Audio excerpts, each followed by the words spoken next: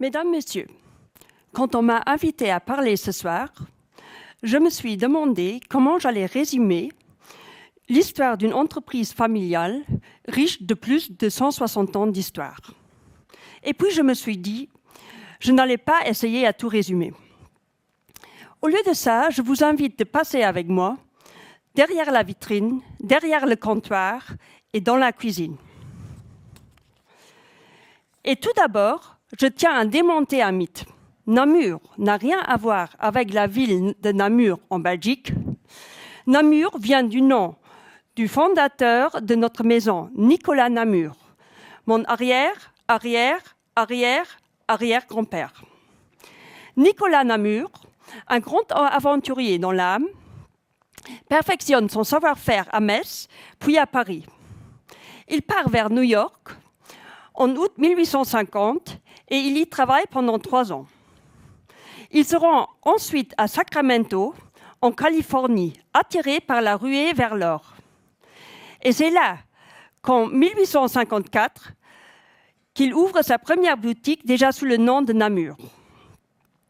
De retour au Luxembourg, c'est en 1863 que Nicolas Namur ouvre sa boutique luxembourgeoise. Depuis lors, derrière le comptoir, on retrouve non pas une, mais plusieurs familles et générations. À plusieurs fois, des rumeurs ont couru, comme quoi Namur aurait été racheté par telle ou telle maison. Mais non, la famille est toujours là, fidèle au poste. Alors c'est vrai aussi que, comme dans toutes les familles, rien n'est vraiment simple. Et dans une entreprise familiale, ce n'est pas seulement une histoire de succession, c'est aussi une question de beaucoup de travail, de volonté, de force et d'engagement. Personnellement, j'ai travaillé dans l'entreprise depuis mes 15 ans. D'abord pendant les vacances et à partir de 2003, à plein temps.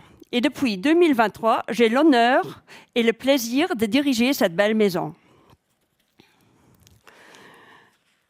Nous avons visité les vitrines, nous sommes passés derrière le comptoir, mais que dire des cuisines ? Eh bien, si vous passez un peu par les cuisines, vous allez voir 3 forces qui traversent toute notre histoire. La première, c'est la résilience.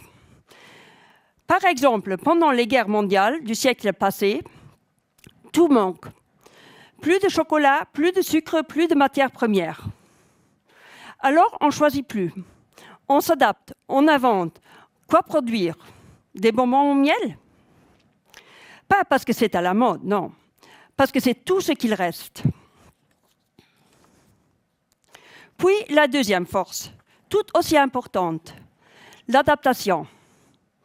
Parce qu'aujourd'hui, les contraintes ne sont plus les mêmes.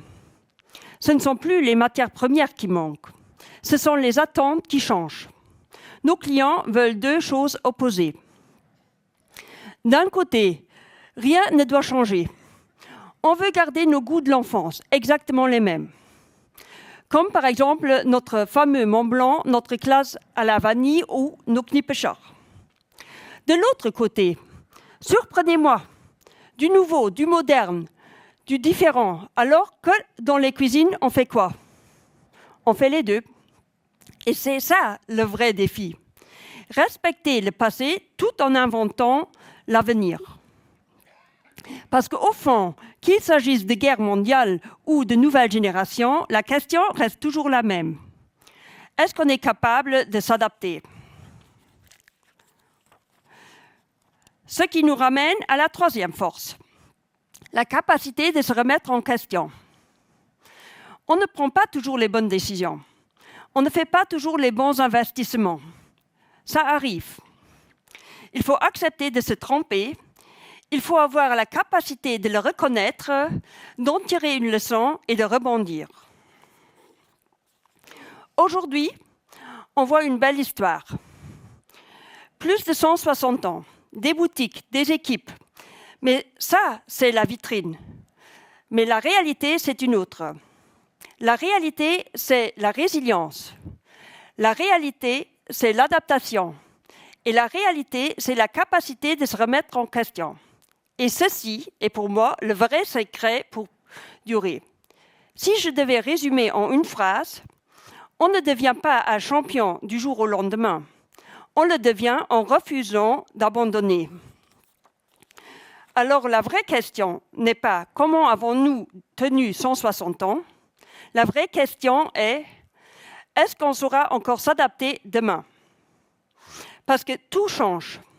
Les clients, les habitudes, le monde. Mais s'il y a une chose que cette histoire nous apprend, c'est que tant qu'on garde la volonté de résister et le courage de changer, alors l'histoire peut continuer. Merci.